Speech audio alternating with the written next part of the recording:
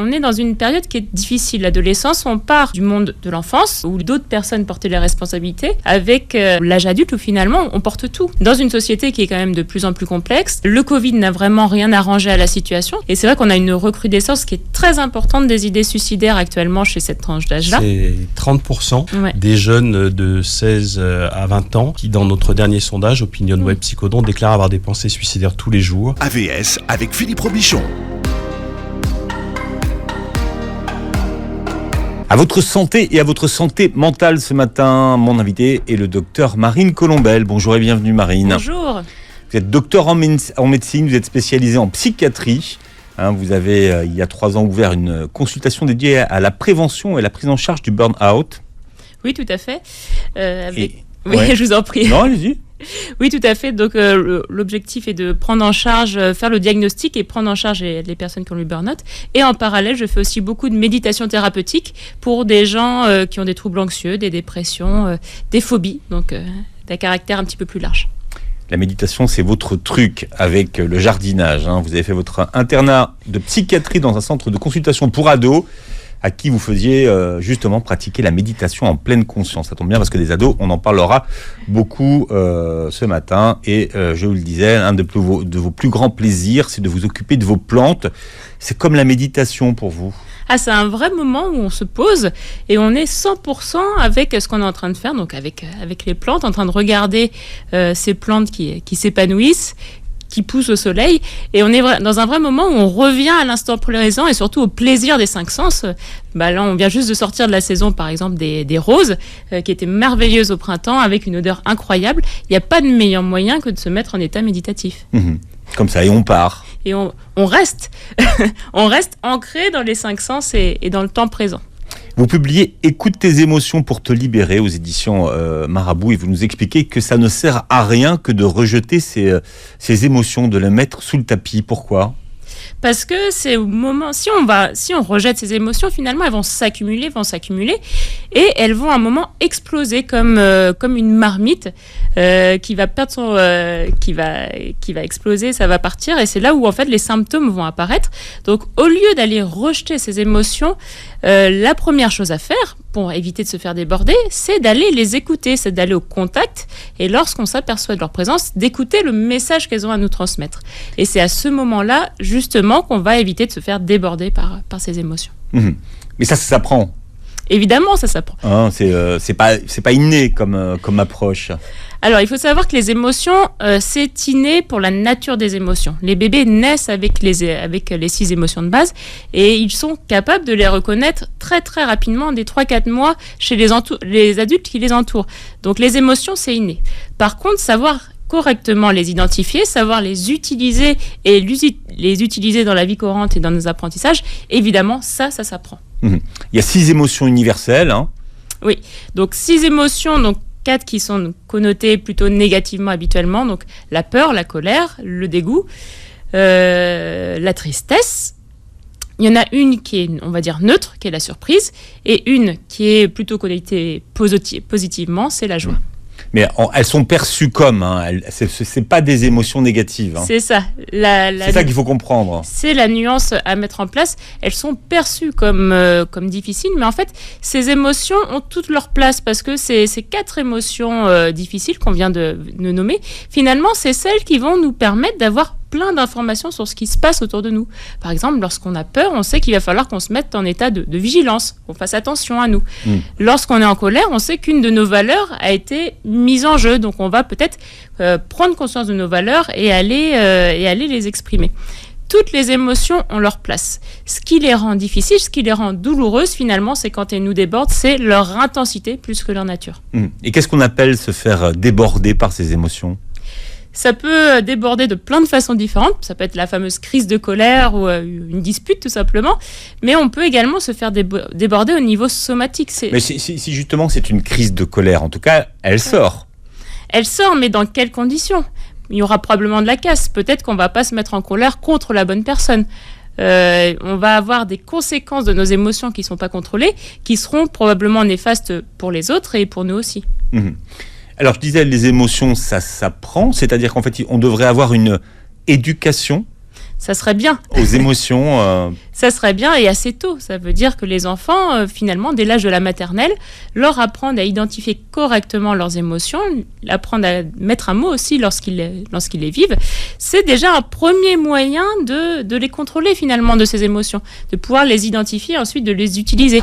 Et plus on le fait précocement, plus les enfants vont réussir à se développer de façon naturelle avec elles et ne plus du coup se laisser déborder et du coup plus tard, lorsqu'ils seront adultes, ce seront des adultes qui seront épanouis avec leurs émotions. Alors, il y a des exercices pour les enfants qui commencent à exister, notamment d'identifier les émotions avec des couleurs.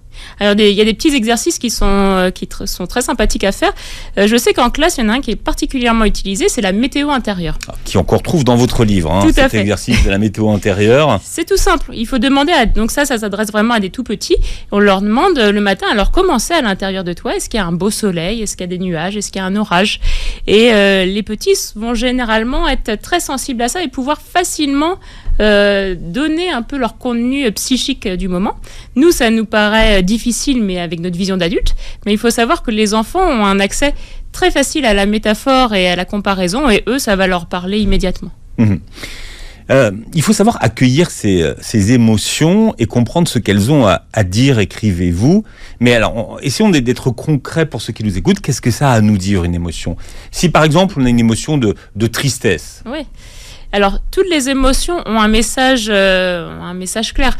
Par exemple, la tristesse, ça veut dire que on est en train de faire quelque chose qui va peut-être à l'encontre de ce qui est important pour nous. C'est un message de recentrage, la tristesse, en se disant, il se passe quelque chose qui ne va pas dans mon sens, qui ne va pas dans le sens de ma santé, il faut que j'agisse. Je ne peux pas rester dans cette situation. La tristesse est fondamentale parce que finalement, c'est elle qui va nous recadrer, nous remettre dans des bonnes rails pour prendre la décision de changer. Encore une fois, la tristesse est normale dans certaines conditions. La tristesse, comme les 6 émotions de base, sont tout à fait normales. C'est pour ça qu'elles existent dans l'évolution. C'est parce qu'elles aident les hommes et les femmes à trouver leur voie. Là où ça devient pathologique, c'est lorsque c'est trop fort, soit en intensité, soit en longueur. Typiquement, si on reprend l'exemple de la tristesse, avoir un jour ou deux de tristesse, c'est normal. Ça veut dire qu'on traverse simplement un moment difficile. Si par contre la tristesse est là tous les jours, elle dépasse, nous en médecine on dit si elle dépasse 15 jours et qu'elle est de très forte intensité, on rentre là dans le cas d'un épisode de dépression majeure.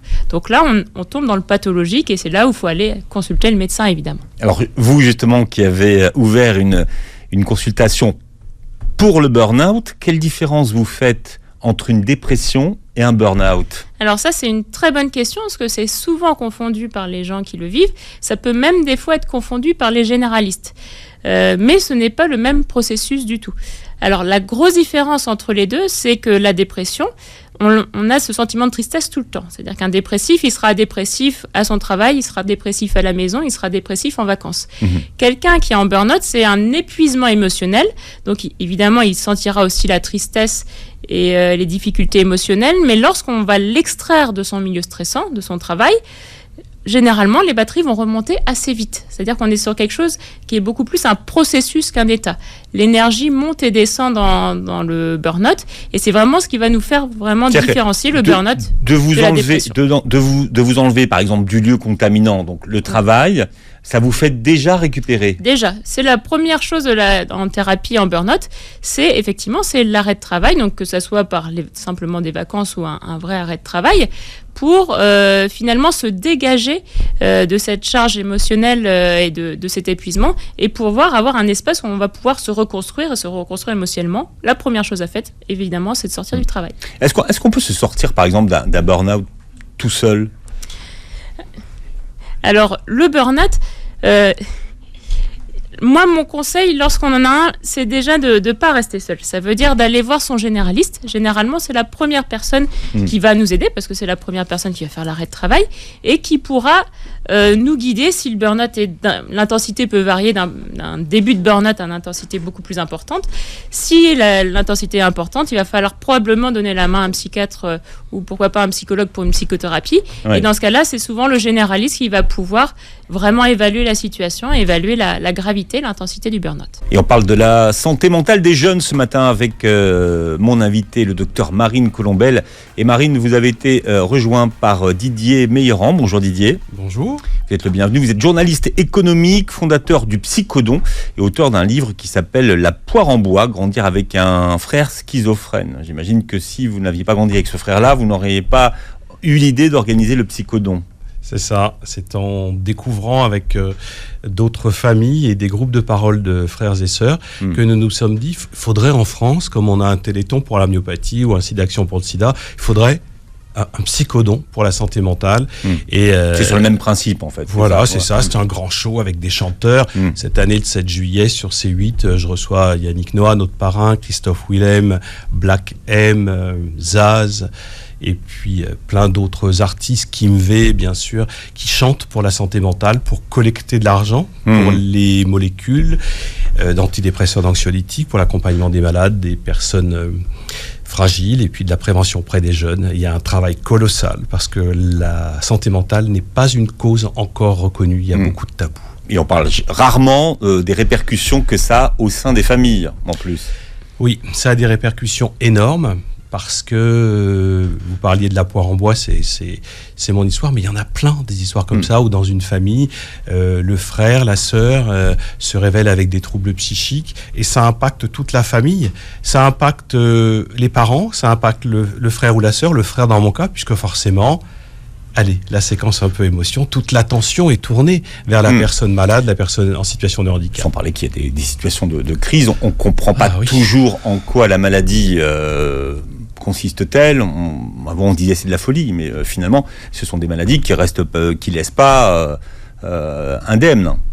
Nous avons coutume de dire que les maladies psychiques sont des maladies comme les autres, qu'il ne faut pas hésiter, et Marine Colombel est là comme psychiatre, à consulter.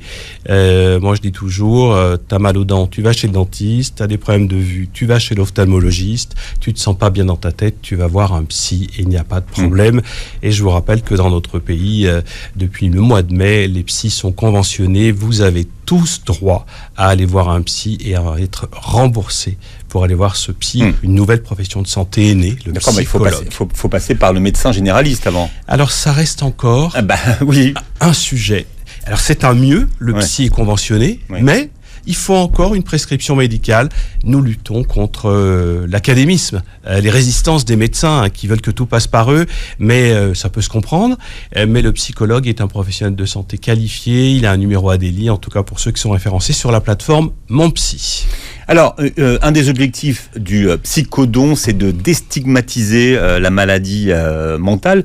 Quels sont les clichés, Marine, qui existent encore sur ces maladies ? Là, il y en a beaucoup, donc c'est vrai que moi j'en vois de moins en moins, mais parce que les gens qui déjà viennent me voir ont déjà brisé une sorte de tabou. Le simple fait de venir chez le psychiatre, c'est que les gens ont commencé un peu à évoluer sur la question. Mais il y en a beaucoup, et en fonction des pathologies, on a des clichés qui sont différents.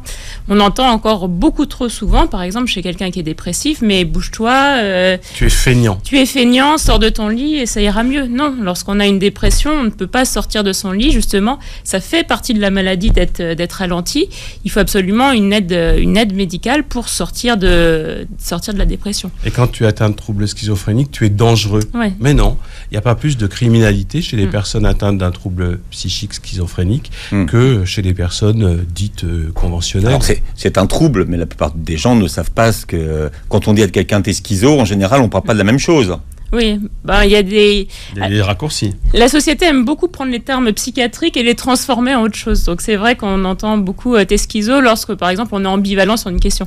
Il faut savoir que la schizophrénie n'a rien à voir avec l'ambivalence. Ou une double personnalité. Comme c'est le raccourci qu'on fait parfois. Hein. Ça n'a rien à voir. C'est des gens qui sont en souffrance. Nous on parle de dissociation. Ça veut dire que les gens ont du mal à coordonner à la fois la pensée, la parole et les gestes.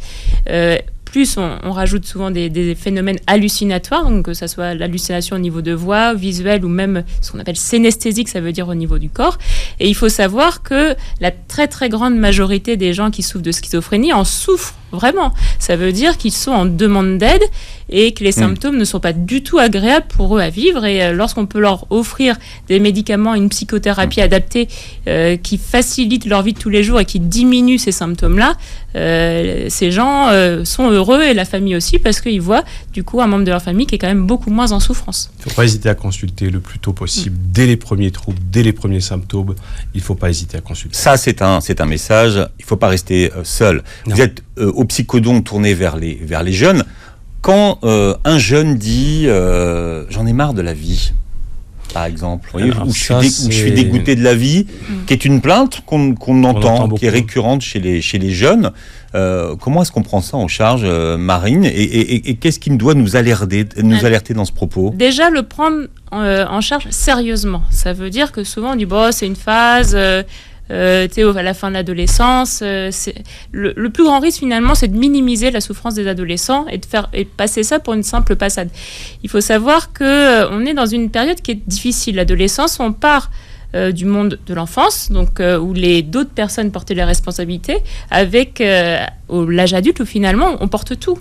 Dans une société qui est quand même de plus en plus complexe, le Covid n'a vraiment rien arrangé à la situation. Ça veut dire qu'on a beaucoup de jeunes qui se sont retrouvés dans une incertitude assez importante au niveau des études, au niveau de quel travail faire plus tard, une insécurité affective aussi, avec une perte beaucoup de liens affectifs avec les homologues de leur âge, qui était quand même un gros support pour eux. Et c'est vrai qu'on a une recrudescence qui est très importante des idées suicidaires actuellement chez cette tranche d'âge-là. C'est 30% des jeunes de 16 à 20 ans qui, dans notre dernier sondage, OpinionWay Psychodon, déclarent avoir des pensées suicidaires tous les jours. Et pour répondre 30%. 30%, c'est énorme. C'est énorme. Ah il y a un vrai malaise qui a été évidemment amplifié par le Covid. Et puis la PSSM, les premiers secours en santé mentale, préconisent de nommer et de dire à quelqu'un, pour répondre à votre question, est-ce que tu as pensé à te suicider? Moi, au début, je me disais, mais il ne faut pas en parler. Eh bien si, toutes les études montrent qu'il faut bien dire, tu te sens mal, mais est-ce que tu as pensé à te suicider? Il faut poser les mots pour que l'autre te dise oui ou qu'il te dise non. Et s'il te dit oui, si tu veux bien, je vais t'accompagner et on va voir ensemble un professionnel de santé. Posez les mots. Parce que là, on parlait des clichés tout à l'heure, mais on est typiquement dans un cliché avec les idées suicidaires aussi. On pense que c'est parce qu'on demande, si on pose la question à quelqu'un s'il a des idées suicidaires, que ça va être ça qui va mettre les idées suicidaires dans la tête. C'est faux. On sait que toutes les études montrent le contraire. Si la personne n'a pas du tout d'idée suicidaire, c'est pas le fait de lui poser la question qui en mettra dans la tête. Il va juste être outré et dire non. S'il en a vraiment, ça va être un soulagement parce qu'il aura en face de lui quelqu'un qui est capable de l'accueillir, de le savoir et dire tu n'es pas tout seul, je vais t'accompagner, je vais pas te laisser dans cet état-là. Et finalement, cette simple réponse solutionne beaucoup d'idées suicidaires parce qu'il n'y a rien de pire lorsqu'on a des idées suicidaires que se retrouver finalement seul et enfermé alors qu'on a une famille à côté qui nous aime et qui est un peu dans le désarroi parce qu'ils ne comprennent pas ce qui se passe. Mais les ados sont traversés par des émotions qui sont fortes et paradoxalement, c'est une période où ils sont à la fois très démonstratifs et très pudiques.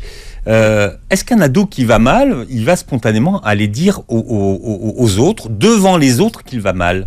Est-ce qu'il va s'afficher devant les autres? Alors ça, c'est un lien à travailler pour moi depuis la petite enfance. C'est le rôle des parents. Ça veut dire qu'on sait qu'on a des jeunes adultes avec nous, ou des semi-jeunes adultes en fonction de l'âge de l'adolescence. Si on a un bon rapport avec nos jeunes depuis l'enfance, il n'y a pas de raison que ce lien soit cassé à l'adolescence. Ils ont plus d'autonomie, mais lorsqu'ils sont en souffrance, ça reste quand même nos enfants, ça reste les enfants des parents. Et si le lien est là, ils vont aller en parler aux parents. Ça ne s'improvise pas, le lien. Parce que souvent, quand on interroge des parents, par exemple, d'enfants qui sont victimes de raquettes ou voyez, de harcèlement, les parents le découvrent. On a l'impression qu'ils n'étaient pas du tout au courant. Il faut faire tourner la parole dans la famille, c'est ce qu'on disait tout à l'heure. Ça veut dire que ça peut être l'occasion d'un repas, on entend quelque chose qui nous dit tiens, c'est bizarre, il y a quand même l'expression d'une tristesse là. Au lieu de rester à ça et à passer à un autre sujet, c'est le moment où il va falloir peut-être aller un peu gratter. Et c'est là le rôle de la famille, finalement. Je te sens triste, je me trompe ou pourquoi? Et nous, on a lancé sur tous les territoires, et je vois que vous êtes écoutés à Toulon ou à Saint-Étienne, vous pouvez retrouver dans tous les centres commerciaux de vos territoires le hashtag C'est quoi ton mood? partage tes émotions. Il faut dire ta tristesse. Elle est légitime. La joie, la colère, le dégoût, la surprise. Les 6 émotions majeures qui orchestrent notre santé mentale sont toutes nécessaires, légitimes. Elles nous disent de nous et elles nous disent des relations que nous avons aux autres. Partage ton mood. C'est le hashtag. C'est quoi ton mood ?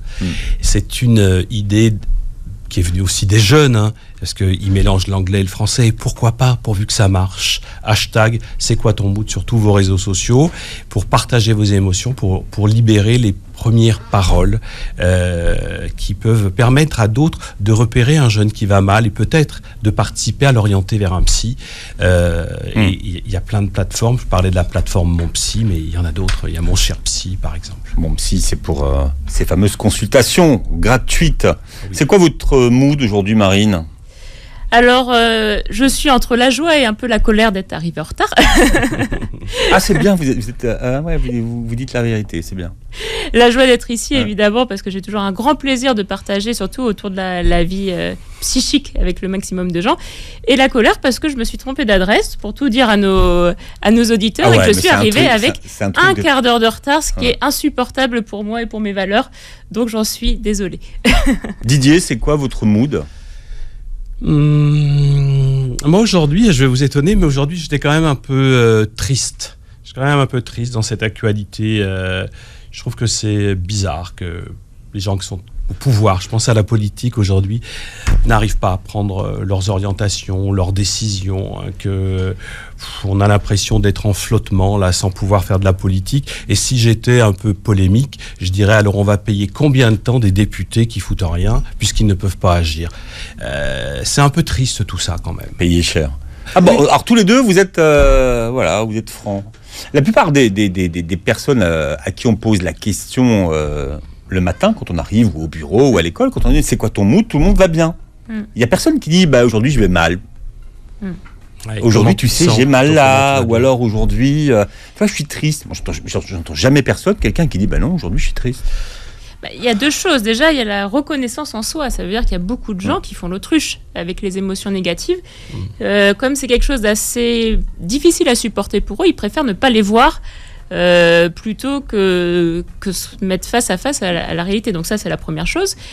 La deuxième, il y a des gens qui se rendent compte, mais partager les émotions reste quelque chose d'assez difficile, je pense, dans notre contexte sociétal. Il y a des sociétés où c'est beaucoup plus facile que nous. Nous, on est quand même dans une sorte de complexe post-Descartes où on se dit, il y a le corps qui est là, il y a la raison qui est là, et les émotions, c'est à côté. Mes émotions, il faut pas trop que ça vienne. Et la colère, elle est légitime aussi. Vous avez le droit d'être en colère. Oui, il y a des gens qui arrivent le matin. Moi, je suis en colère. Mais en général, il y a vous qui n'osez pas le dire, et puis vous qui savez pas comment l'accueillir. Donc, il est en colère. Qu'est-ce qu'il me raconte ? Mais de toute façon, hop, je tourne les talons. De toute façon, notre corps parle pour nous. Ça veut dire que si quelqu'un arrive en colère, il ne le cachera pas. Tout le monde saura ici que cette personne est en colère. Donc autant qu'elle la nomme clairement. Et comme ça, on sait, on prend un peu de recul et on la laisse un peu dans son coin le temps de s'apaiser. C'est bien au niveau de la régulation sociale, les émotions. Donc le fait de pouvoir les affirmer, il n'y a pas de problème. Voilà, je vous parlais du psychodon tout à l'heure. Ça sera diffusé sur C8 jeudi en prime. C'est comme le Téléthon, voilà, mais sauf que c'est la santé mentale qui est à l'honneur. Et la santé mentale, plus précisément, des jeunes. Alors on en parle ce matin avec mes invités. Le docteur Marine Colombel qui est avec nous, qui est docteur en médecine, qui est spécialisée en psychiatrie. Psychiatre, ça fait peur un peu quand même. Pourquoi ça ferait peur le psychiatre ? Ça fait... On est des médecins spécialistes, des chirurgiens. Vous faites pas peur. Et c'est un très beau métier. En plus, j'aime beaucoup mes patients. C'est un métier qui est extrêmement riche, où on est à mi-chemin entre vraiment le médical, le soin, mais également le sociétal. Ça veut dire... Qu'est-ce qui fait que vous ayez choisi comme spécialité la psychiatrie ? Alors que tout le monde dit qu'il n'y a plus du tout personne qui veut faire ce métier. Alors, on est une petite tranche qui a choisi la psychiatrie, non par défaut, mais par les valeurs de la psychiatrie. Il faut savoir que j'ai toujours adoré ce métier-là parce qu'on est vraiment en périphérie de la société. Ça veut dire que tous les gens qui sont en souffrance dans cette société, finalement, passent chez nous.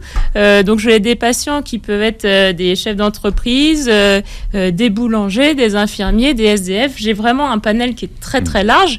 Et finalement, on voit l'homme dans sa façon globale de fonctionner, mais on voit également le fonctionnement de la société. Et moi, je suis spécialisée d'autant plus dans le burn-out, où finalement, on est dans des pathologies qui disent quelque chose du dysfonctionnement de la société. Et ça, je trouve que c'est un métier qui est passionnant sur cet aspect-là. Et ça se soigne. Et ça se soigne, évidemment. Didier Meillerand, vous êtes avec nous également. Vous êtes, le fondateur du Psychodon. Le Psychodon, c'est le deuxième. Hein. C'est le cinquième. C'est le cinquième ? Ouais, c'est le 4e Olympia. Oh non, j'ai mes fiches qui sont pas du tout à jour. Hein, voilà. Et cette année, des stars nouvelles nous ont rejoints, puisqu'on est plus tourné vers les jeunes. Donc Black M sera là, parce que sur ma route, il y a les émotions. Et puis Christophe Willem sera là. C'est de vous, ça, sur ma route, il y a des émotions ? Non, c'est sa chanson, Sur ma route. Vous voyez ? Oui, et sur sa route, sur nos routes, il y a les émotions qu'il faut peut-être penser à accueillir pour tenter de les vivre avec la plus grande harmonie. Et chacun des artistes à l'Olympia, jeudi soir, sur C8, fera aussi un lien avec ces émotions. Gaëtan Roussel nous chante la colère, Célassou nous chante Pills, c'est-à-dire l'addiction aux médicaments. Yannick Noah nous chante les couleurs de la vie, il chante Métis. Les artistes se prêtent vraiment au jeu pour sensibiliser à la santé mentale, parce que même ils sont fragiles. Nous, on a un slogan au Psychodon, c'est tous fragiles, tous concernés. Et comment est-ce que vous récoltez de l'argent alors ? Alors on fait un appel aux dons. Vous pouvez donner sur le site www.psychodon.org. Cette année, les lauréats de l'appel à projet Jeunes et Santé Mentale sont en ligne. Ils sont présents à travers les territoires. Sur le site du Psychodon, vous pouvez abonder en fonds les cagnottes du projet qui vous convient le mieux. Sur le site du Psychodon, avec n'importe quelle carte bancaire, www.psychodon.org. C'est très facile. Est-ce que les jeunes pensent qu'une maladie mentale, on peut s'en sortir tout seul ? Est-ce qu'ils ont forcément conscience qu'il faut être accompagné pour s'en sortir, Marine ? Pas tout le temps. Ça veut dire que... on parlait tout à l'heure du pack difficile, finalement, de la première parole à donner. C'est pour ça aussi qu'on a cette émission, le Psychodon, mais on le fait de façon générale en psychiatrie. C'est vraiment aller informer les gens qu'on est dans de la pathologie. C'est ce qu'on disait tout à l'heure. Si la tristesse est une journée ou deux, c'est normal, ça fait partie des émotions.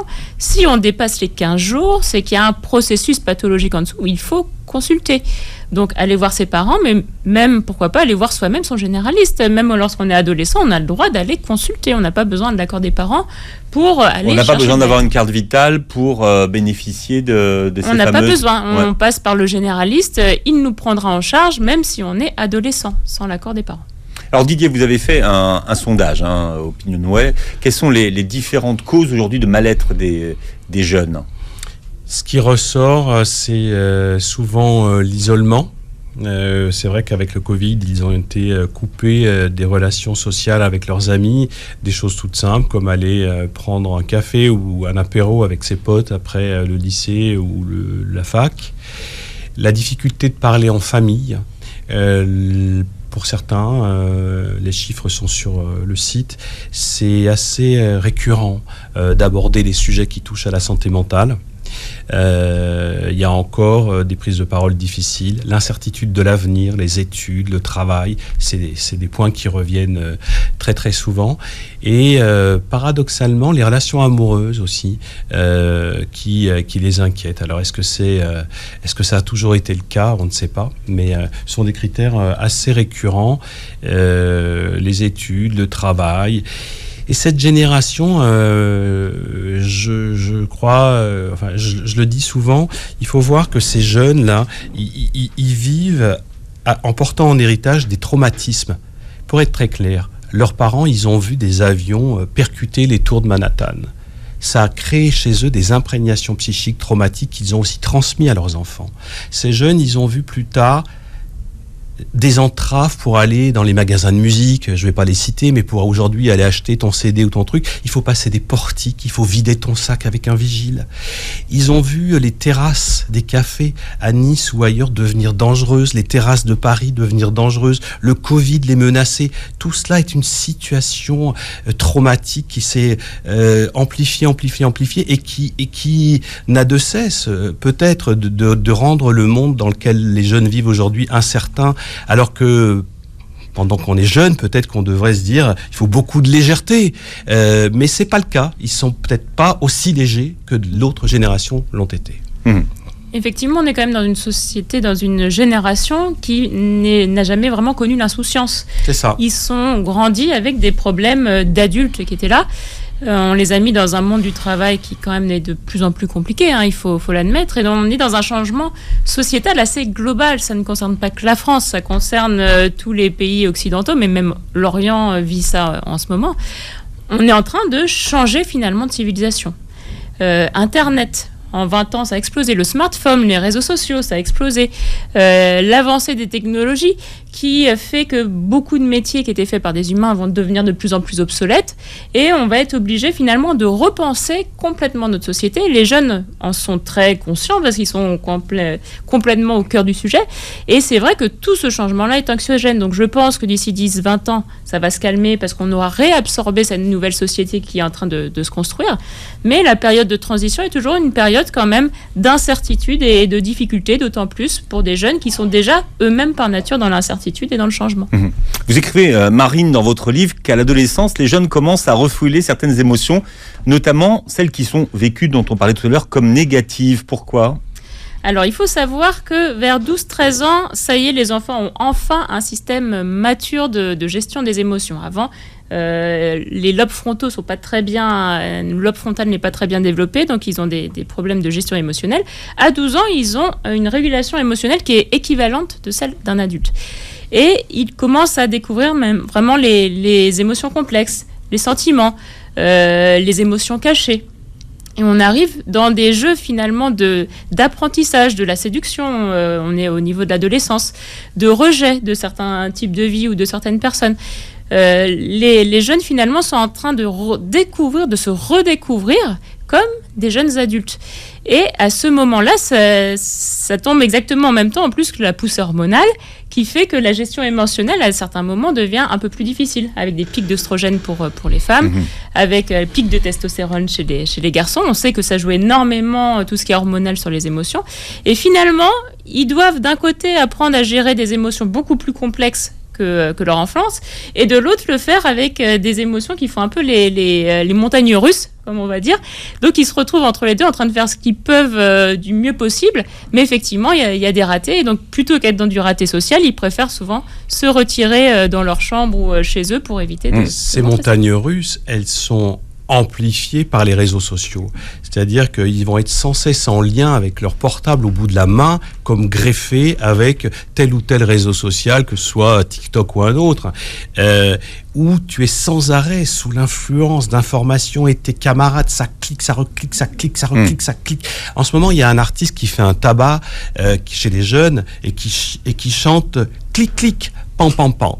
Je ne sais pas si vous pourrez diffuser ce titre, mais c'est exceptionnel, c'est le tabac de l'été, clic, clic, pan, pan, pan. Ça veut bien dire ce que ça veut dire. Les jeunes portent cet artiste à nu parce qu'on est dans cette génération du clic, clic, clic, pan, pan, pan. Et comment on trie l'information, comment on arrive à poser davantage d'une harmonie avec ses émotions quand on est sans cesse sous l'influence du clic, clic, pan, pan, pan. Les réseaux sociaux, c'est à gérer avec discernement. Tout le monde est très heureux sur les réseaux sociaux, non ? Ça, c'est une vaste question. Tout le monde a l'air heureux, riche et bien habillé, avec beaucoup de sacs, des chaussures, enfin des choses. Mais qu'est-ce qui reste quand on enlève les filtres ? Voilà. Qu'est-ce qui reste quand on enlève les filtres ? Qu'est-ce qui reste ? J'ai appris, qu'il existait une formation au premier secours en santé mentale qui est arrivée assez récemment en France. Ça s'adresse à qui, ce genre de formation ? Tout le monde peut la faire ? Alors, on a deux types de secours. On a ceux qui sont vraiment organisés pour les professionnels de santé et de santé mentale, qui regroupent beaucoup de psychologues et d'infirmiers en psychologie. Là, on est vraiment sur les cas d'urgence. Typiquement, par exemple, il y a un attentat qui se passe à Paris. Il faut prendre en charge la cellule de crise. C'est la cellule de crise. Donc ça existe depuis un certain temps.